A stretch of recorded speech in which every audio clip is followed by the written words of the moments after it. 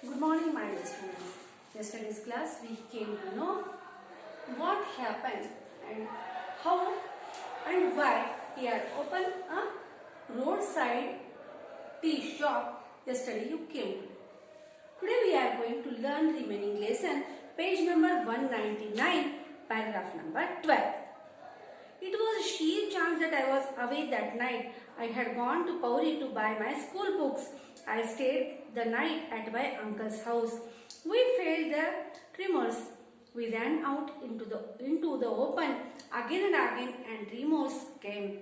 We spent the entire night outside. Pauri lived thorough. The night Malthi did not.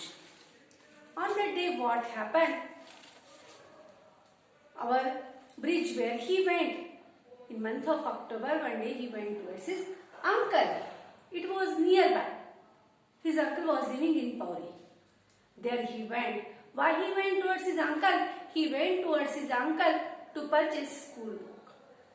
Maybe in his village it was not getting to him. That day night what happened? That night was very dangerous night. Again and again earth shake. Whole night, entire night, whole, complete, E-N-T-I-R-E, entire means complete night, we sat outside. But luckily, Pauri not destroyed much more due to the earthquake, but Malthi completely destroyed. I was among the first to reach the village. Very early morning next day, Bridge came back to his village Malthi. My uncle accompanied me. We feared the worst, but nothing had prepared us for what we saw. On that day, next day, early in the morning, first who came to Malthi Bridge along with his uncle, he came, and what he said, every single house, every wall, every roof had been flattered, stone, rubble and dust were all that remained. Our house was two-story stone building with a slate roof. My great-grandfather had built the house. We were a small family. My father had died after an illness. Just 14 months ago, my mother took care of us. We were 3 children. I was the oldest. My brother Nilu was 10. Bahuli, my 2 years old sister, was the baby of the family. My grandmother lived with us. When Bridge came along with his uncle to his village Malthi, he had seen every single house in the village was flattened. There was no single house left remain in good condition in Malthi. Everything was destroyed. It was looking very dangerous, and what he said, just 14 months back only, his father was died due to illness.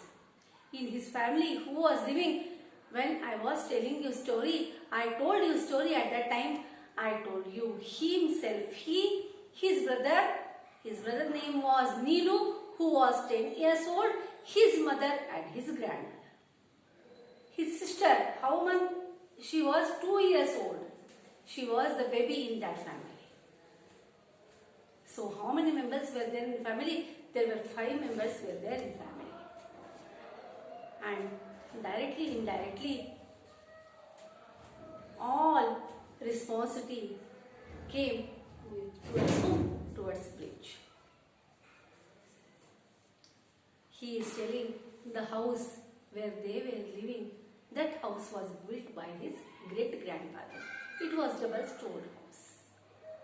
But now that house was not there. My grandfather lived with us.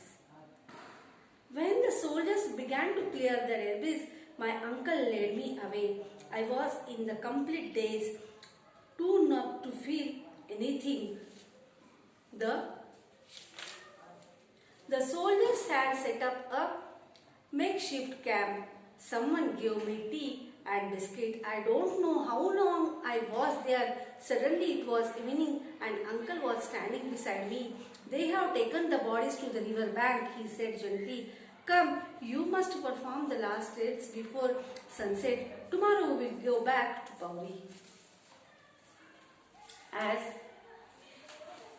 Bridge and his uncle reached near to their house, it was very dangerous scene. So his uncle what said? Uncle made him to go some back. You don't stand here too long. After some time, his uncle came towards him along with tea and biscuit. He had seen soldiers were set camp there. And it was evening on that day.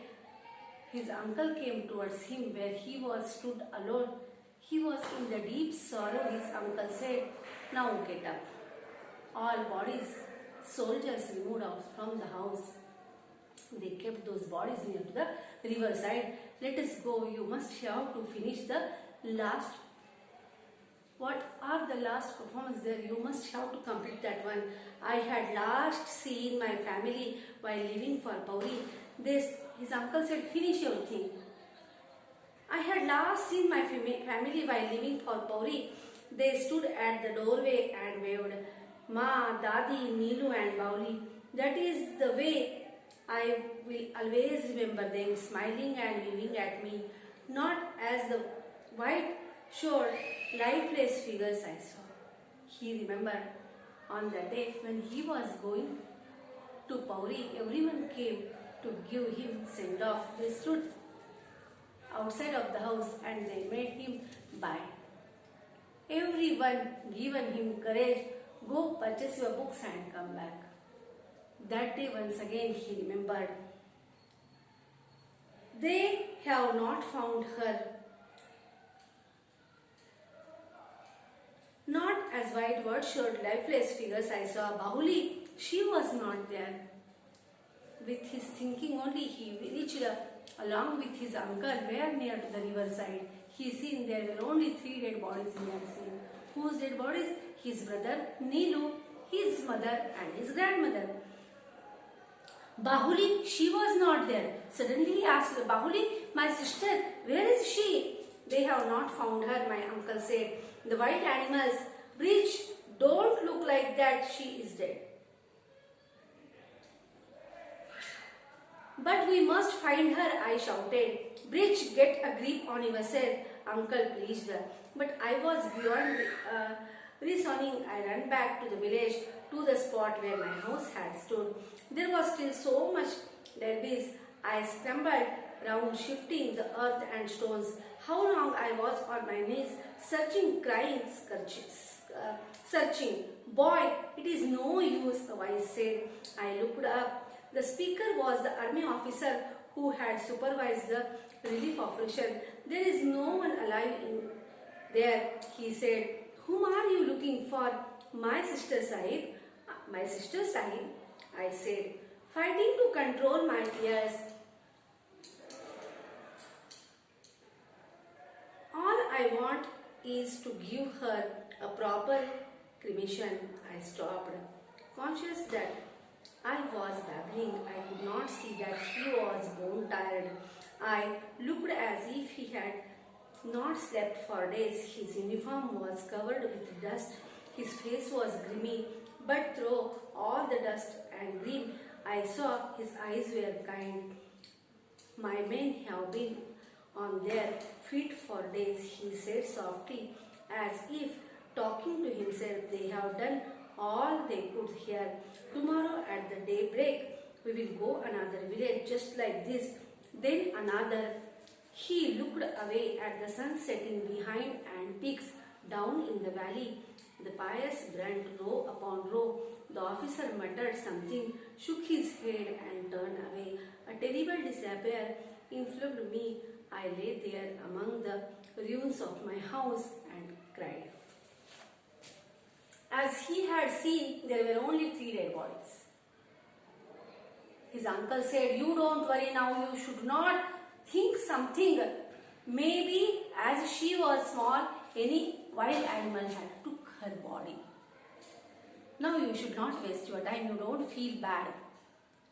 But Bridge was not ready to listen, as he was loving his sister much more. He said, "No. My sister is still alive. I know. and from there where he went, he ran back once again. Where? Towards his house, where his house was totally destroyed. He came back there. When he came back, what happened with him? Whether he got his sister or not, I will teach you in the next class.